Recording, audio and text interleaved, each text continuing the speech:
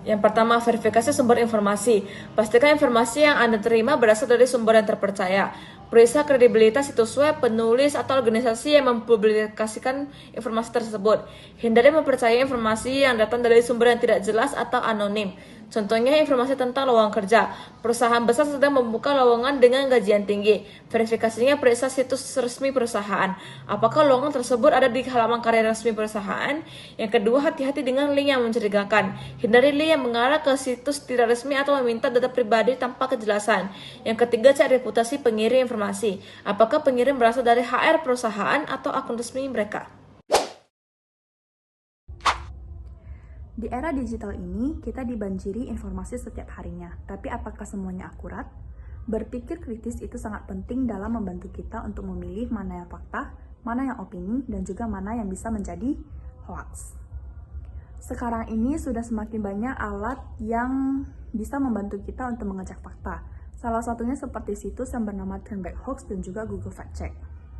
Jadi, mulailah untuk bijak. Jangan membiarkan diri kita sendiri gampang terpengaruh. Berpikir kritis merupakan sebuah kunci supaya kita tidak terjebak dalam lautan informasi yang bersifat palsu. Jangan lupa, kebenaran itu tidak selalu datang dari yang paling viral. Mulai cek sebelum share. Mari kita menjadi generasi bangsa yang cerdas. Di zaman digital gini, susah banget buat berpikir jernih. Informasi bertebaran di mana-mana, dan kita gampang banget terpengaruh sama yang kita suka. Makanya kita perlu belajar berpikir objektif. Gimana cara berpikir objektif di era digital? Yang pertama, saring informasi. Banyak informasi yang gak benar di internet. Pastiin kamu baca dari sumber yang terpercaya, bukan cuma dari orang yang kamu kenal atau dari media yang sering kamu baca. Yang kedua, jangan langsung percaya. Sebelum percaya, coba cari tahu terlebih dahulu. Ada buktinya nggak? Dari mana sumbernya?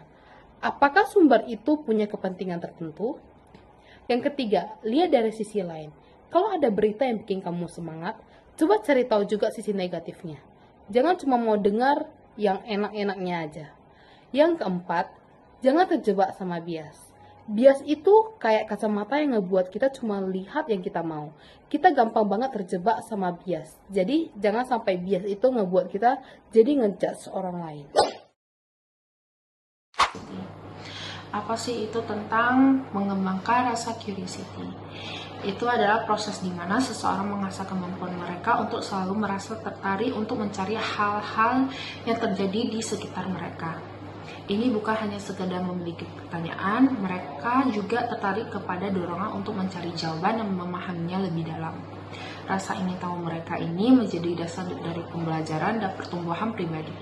Ketika seseorang memiliki curiosity yang kuat, mereka tidak hanya menerima informasi secara pasif, tetapi aktif juga untuk mengeksplorasi berbagai topik, memperdalam pemahaman mereka, dan menghubungkan berbagai pengetahuan yang mereka miliki.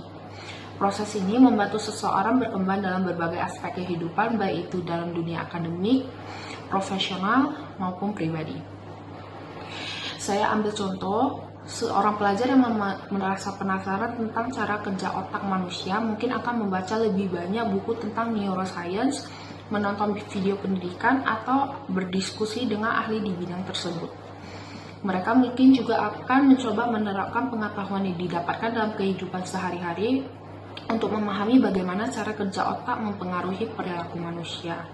Dengan terus menggali pengetahuan lebih dalam, pelajar ini tidak hanya memperoleh informasi, tetapi juga melatih keterampilan berpikir kritis dan analisis.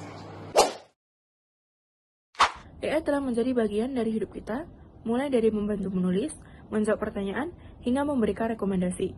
Tapi pernahkah Anda berpikir, apakah saya menggunakan AI dengan bijak, atau hanya bergantung sepenuhnya tanpa memikirkannya? Refleksi diri dalam menggunakan AI itu penting. Saat AI memberikan informasi, tanyakan pada diri Anda, apakah ini benar-benar akurat atau hanya prediksi? Apakah saya memahami konteksnya? Apakah keputusan ini harus tetap melibatkan akal sehat dan pengalaman saya? AI bisa membantu, tapi tetaplah jadi pengendali. Jangan biarkan AI menggantikan penilaian Anda. Gabungkan kemudahan teknologi dengan berpikir kritis. Refleksi diri memastikan Anda tidak hanya menggunakan AI dengan efisien, tetapi juga tetap bertanggung jawab atas setiap keputusan Anda. Karena dalam dunia teknologi, Refleksi adalah kunci agar Anda tetap menjadi pengendali hidup Anda.